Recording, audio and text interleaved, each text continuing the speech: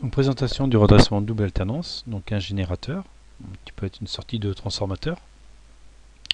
Donc là on l'a réglé à 0,1 Hz, 15 volts, c'est pour voir la circulation du courant qui peut être intéressant.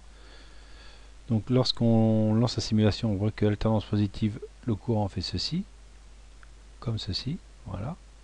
Alternance négative, le courant part ici, passe dans la diode ici, fait ceci, voilà.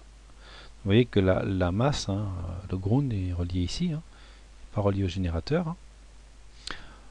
Donc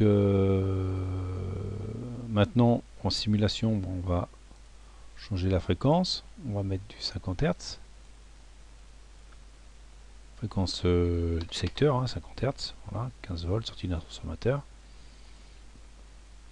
Donc là ça va très vite en simulation, on va mettre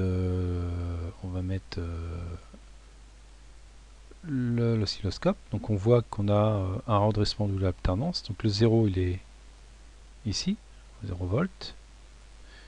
Et on voit qu'on a les alternances jusqu'à 15 volts.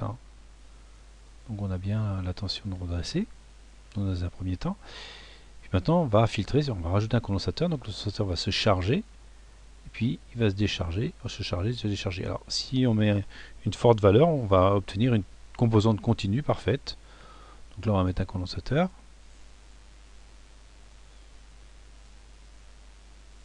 Voilà. On va mettre un micro. Bon là il n'est pas polarisé, mais on mettra un polarisé en pratique. 1000 micro, voilà, Farah. Puis on lance la simulation et vous allez voir que la tension va être, voilà, elle est continue. Voilà. Alors si on change la constante de temps, c'est-à-dire que si on diminue la résistance de charge, on va mettre une 100 ohms, on peut voir apparaître un taux d'ondulation sur la composante continue. Vous voyez, on voit comment ça apparaît le taux d'ondulation. Donc c'est pour ça qu'après il faut mettre un régulateur. Donc là on a un taux d'ondulation, c'est-à-dire que le condensateur se charge, se décharge un peu. Voilà. Alors si on veut voir absolument le taux d'ondulation, on peut se mettre en AC. Voilà.